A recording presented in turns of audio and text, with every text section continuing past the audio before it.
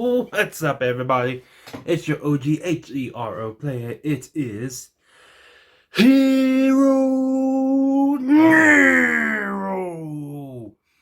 And today I'm coming at you with a deck profile for my 50 card hero deck that I used at regionals at Geek. The deck did pretty well. As stated before, I finished 25th out of 40. Okay, yeah, sure, it's not the best that the heroes have ever done, but you know what? We did pretty well. Like 3 of our matches were pretty intense. Fourth one was downright freaking insane, and the other two, yeah, we struggled a little bit, but we know what, we got the wins. The hero deck had the answers. Round 1, we were going up against Time Lords. Just Plasma was enough to take them out in the first game. Game 2, he was able to take out my life with constant halving. But game 3, that's where the big IQ play came in. He summoned his Time Lord, where when it's involved in attack, it takes away half your opponent's life, and had Mounted the Bounce Creator on the field at the same time.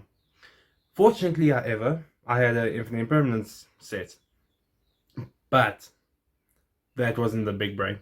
I also managed to have Dark Law, and Dark Law, The Shining, and Sunrise on field. They called time, he went into battle phase, attacked into Dark Law, activated Sunrise, pop Mounted the Bound, Infinite Impermanence, negated his monster attack, he took damage, that was the game. Game 2, we versed Nikhil with his Runic Sprites. There's going to be nothing I can say there except he just played better than I could. He definitely won the game clean, fair, with some ingenious fucking tactics. He did really well. I'm not going to take that away from him. He played damn well and deserved that one. Round 3, we versed Exorcisters. That was another loss, unfortunately. But then round 4 came. Round 3 was our Draco Slayer Pendulums. That was a draw. But that's how I know the match was actually pretty good and constant back and forth, when even the judges are standing by your table watching your gameplay. Because I've got a photo of that actually. The judge is just watching like, this is fucking insane. Look at these guys go. Now, it was a good game. It was a draw, but like I said, that was a really good one. Round 4 was the Exorcist, where we lost. Round 5, I was versing Andrew with his Runic Sprites as well. That was the salty but still well done gameplay, where he managed to deck out the 50 card heroes. But like I said, I got my redemption in game 2 by Rivalry Dark Angel locking him. He still won thanks to time, but nevertheless he played like a boss. And then in the 6th round, final round of the regionals, versing a Sprite Brigade. Well, that's what I like to call them, but Tri Brigade and Sprite. Yeah, the dude had some pretty damn decent plays, but like I said, the heroes, they've got the answers for Sprites and especially for Tri Brigade. So that was a pretty decent day. Ended up going 2 wins, 3 losses, 1 draw.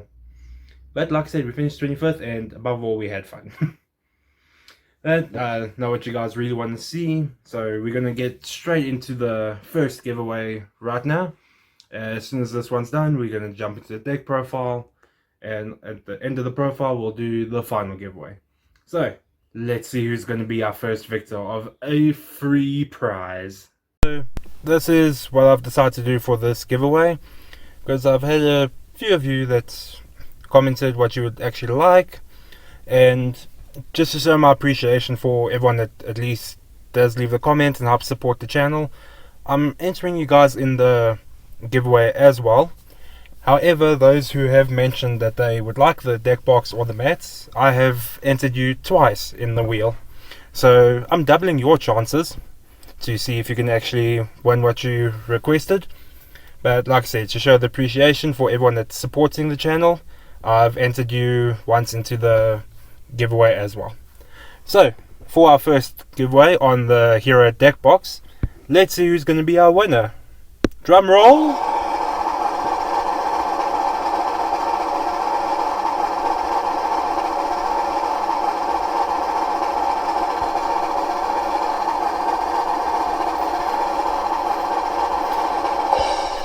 And Sashin is going to be the winner of the deck box.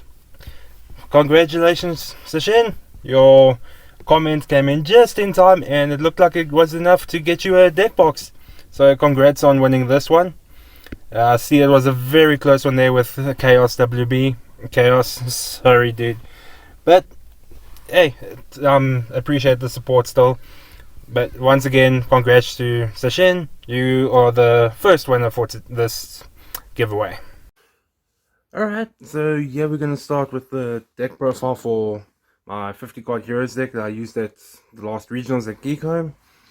As soon as this one is done, I shall be announcing the second winner from the giveaway, since we've gone through the first already. But I can see that's what everyone here is here for, so let's just get straight into it.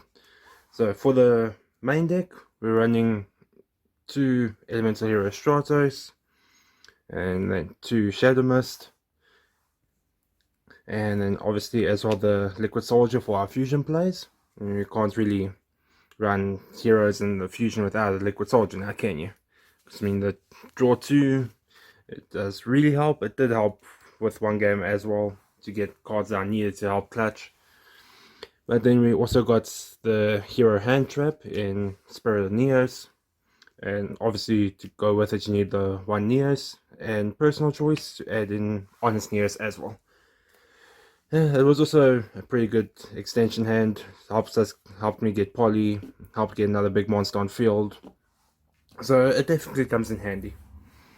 And then I was also running the HERO package with 2 Ferris, personal preference of 2 Increase. It was actually a good thing I was running 2, because there was a few times that I opened one of them. And yeah, we all know if you open the 1 Increase, then yeah, the HERO package is kind of dead, especially if you're running the 1. But then obviously as well 2 HERO Vion. Okay, and to get into the Destiny Hero lineup, we had the 1 Denier, double Malicious, as well as the Dark Angel for the Rivalry Lock. But then I decided to extend a little bit as well and add in Decider with the Plasma. The whole reason between running Decider was his end phase. When he's special summoned, I get to add a hero from grave back to hand. It's an extension for the following turn, or you can recycle the Honest Neos if you already used him. But also, it was another target for our extra deck, so it was actually a versatile choice. It wasn't just for one gameplay. And then we also ran the 1 Evil Hero Dust Gold, along with our Crosskeeper. He was the 3rd Hero Lives, basically. I decided I don't want to run 3 Hero Lives because of time, and quite a few of the games on Saturday did go through into time. So running Crosskeeper, he's, like I said, for me, an extra Hero Lives without having to pay the half a life. And then because of the format, I was also running 2 DD Crows in the main, along with the Drawn Lockbird. At the time of actually constructing the deck, I only had 1 Drawn Lock, that's why there's just 1 in the main. But surprisingly enough, I didn't actually use Drawn Lockbird that much on Saturday. I used DD Crow more than Draw. But then again, that's no surprise considering how everything's relying off of Grave at the moment.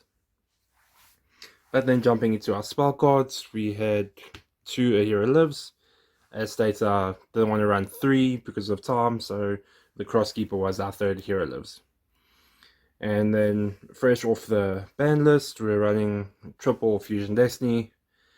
Actually only, surprisingly enough, resolved it twice. Yeah, there was only twice on Saturday that I actually used Fusion Destiny. The rest of the time, I hard fusioned into what was needed, or just wasn't necessary to use it. So Fusion Destiny is still pretty good. It's nice to have it at 3. It also helps with the time constraints. Gives us chances for an extra monster. And then because of the T elements, we're also running triple mask change, because we want to get Dark Law on field to help shut down the Grave, because yeah, once they have Grave, then it's just way too much advantage, and we end up staying there for 20 minutes while they chain link combos. And we're also running 2 emergency call, and then we're also running D-Force.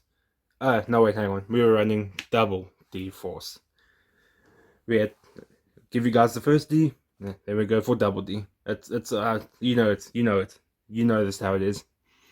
And we also ran 2 polymerizations. It actually worked better running 2 instead of just the 1, because with running Vion and Spironios, it helped us get into both copies a lot quicker, and we didn't have to rely off of one of the drivers to reset the poly. So we had options to get through to the fusion players without having to rely on one single chain line of combo. And for the 1 offs, we also had the 1 Miracle Fusion, the 1 Dark Calling, the Rota, Harpies for that back row hate, and the 1 Call by the Grave. And pretty stock standard. It's no real reason to explain those choices.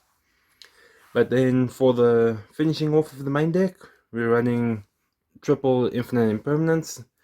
Again, I'm using Imperm because I don't have droplets, so this is just a weak droplet to me. And because of Runics and how everything's getting banished at the moment, I also decided to run 2 favorite contacts. So this card alone is why I was not afraid of Runic matchups, because as long as I had 1, they can banish so much of my stuff. Use favorite contacts, just shuffle my banishment heroes back to the bottom of the deck. You still get a fusion summon. So this favorite contact actually works really well, in my opinion. It's definitely something I would keep using. 2 actually ran pretty well. I don't feel you need to run 3. 1, it's a little bit of taking a chance, because if that 1 gets mulled away, then you're in a bit of a bind. But running 2 was a pretty good choice, in my opinion. It was nice and consistent. And going into the extra deck, we had our Omni-Heroes with the Absolute Zero, Escaridao, and Great Tornado, and Elemental Hero, the Shining. The Shining! These 2, pretty stock standard. It's obvious choices. I ran these because it worked with Miracle Fusion and returning my banished MS heroes back to hand if the Shining hits Grave. And Great Tornado was also a pretty good choice. It's another target for the favorite contact to help half all the opponent's monsters attack when he's summoned. So he was actually pretty good as well.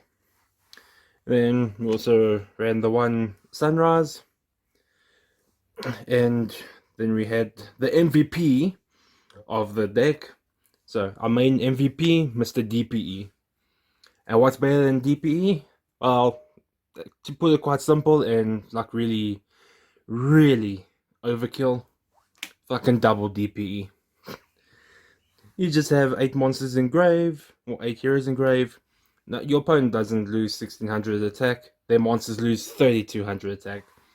Double DPE. That's another reason why running favorite contact was a good idea. Because if the 1 DPE gets banished from Grave, you know what, it's cool. Activate the favorite contact, shuffle the DPE back, and another Destiny hero. And then from there, summon out your second DPE, and you still got another one back in your extra deck. So summoning out 2 DPE, yeah, that pretty much was insane. Because I mean, like I said, it's bad enough having your opponent's monsters lose attack, but now have the attack that they lose get doubled. Insane! And we also ran the new edition, the Destiny Hero Dominance. He was the main target off of Fusion Destiny, especially if going first, because with Dominance, you Fusion Destiny, go through the whole combo, hard Fusion DPE. You'll see with the side deck, there's another Destiny hero, which is why Dominance was actually a good idea for this particular build.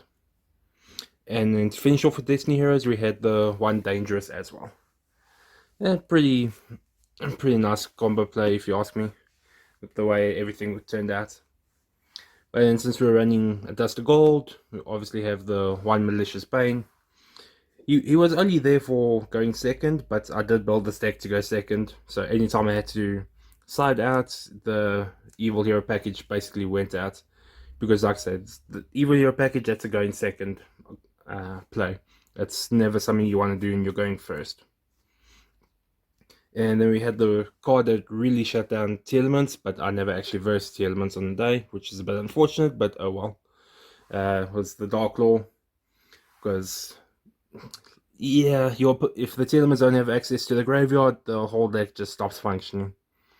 I know with the new support they can still try and put up a board, but this makes them work so much harder for it. And then we also had the Master of Blast. It's, to be honest, he's just running there to help dodge the negates on Stratos, so that we can still have our effects go off to search and add. So Blast, he didn't come up much on the day, but the only reason he's there is still just to be the dodge over the negates on Stratos. And then to finish off with the extra deck, we had 2 Cross Crusaders and the one Wonder Driver. Like I said, one driver's there to help reset the poly, but with how we built the deck, we can still set up without having to rely on just resetting off of Wonder Driver alone. And then finally getting into the extra deck, we had 2 Artifact Lanciers, and I was only on the day I was able to get additional copies of this, so I had 2 Drawn and Lockbirds. Yeah, so having these extra 2 draws in the side deck actually did help a little bit during the day. But like I said, surprisingly enough, I didn't use draw that much on the day. And then, as mentioned before, also had another Destiny Hero in the side, our Dreadmaster. Because that was the whole reason behind running the Fusion Destiny along with Dominance. Because Fusion Destiny off Dominance, making sure Dreadmaster is one of the 3 materials is sent to grave, as just during your opponent's standby phase, you're going to end up summoning Dreadmaster back through DPE's effect. Like I said, you hard fusion into DPE. So DPE's effect during standby phase will summon him back. And once it hits field, basically all your Destiny heroes have protection for the turn and cannot be... Well, they're literally just unaffected. Although his states can be destroyed, but it still has that protection for the Destiny heroes. So it was a nice way to put up a big body on field and not really have to worry that much about losing the board, but it was still a good option to go through. Then we also had, like I said, during game 1, during game 2, when going first, if the Evil Hero package was sided out, we'd side in the Mud Dragon of the Swamp along with the 2 Super Polys.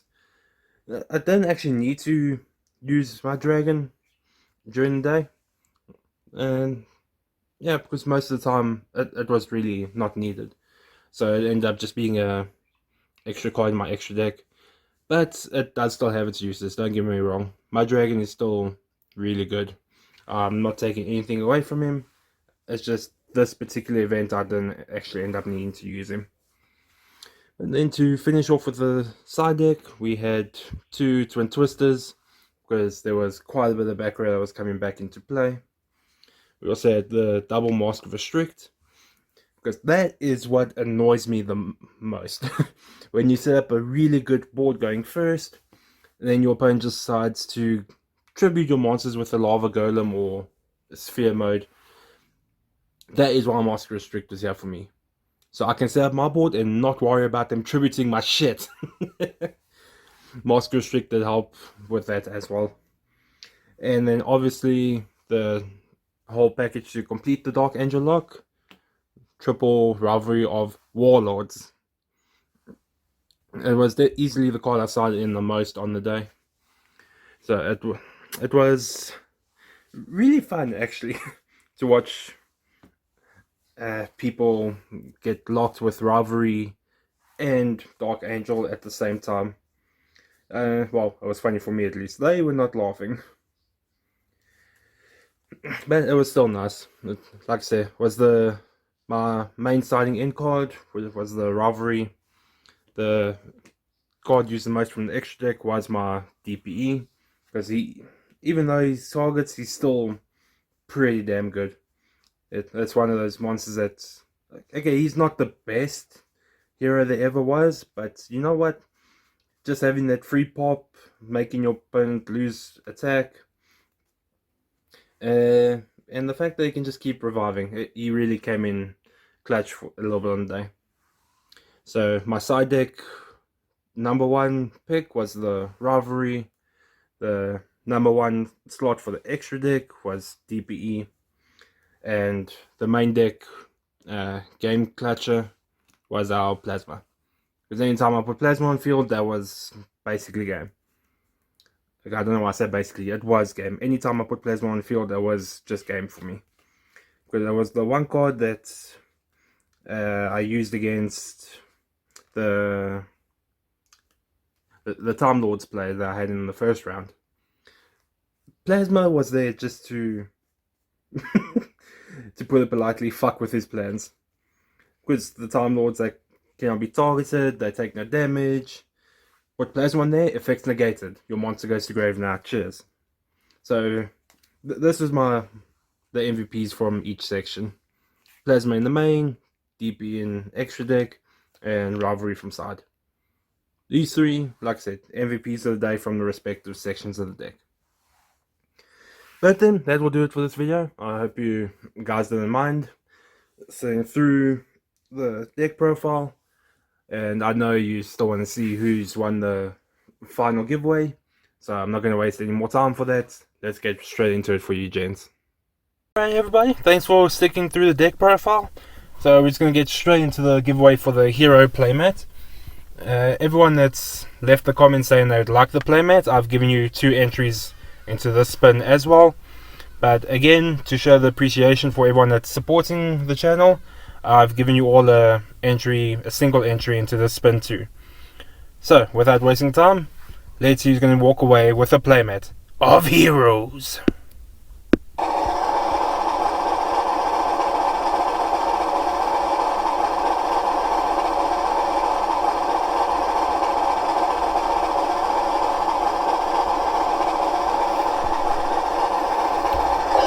And Samantha Roberts. Congratulations, Samantha.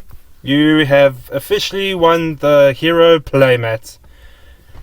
So, let's see what Sashin and Samantha commented for today. So, let's see. Sashin, yeah, great recap. I would enjoy the mats or deck box for my collection. Well, Sashin, you got a deck box for your collection. Congratulations. And let's see. Samantha, oh, right there. I am a fiend of mats. I'm a fiend for mats, but a deck box is fine too, so I can place it Pierce, since he wants all the boxes. Like, I don't know if that was excitement or just a typo, but yeah, there's nothing wrong. You can be a fiend. But congratulations, Samantha. You have won the playmat, so you can be a fiend for the Heroes playmat. But once again, thank you to everyone who left a comment, watched the video, and dropped a like. All this is me on my journey to hopefully get sponsored one day, so that I can end up doing more giveaways for you guys more often.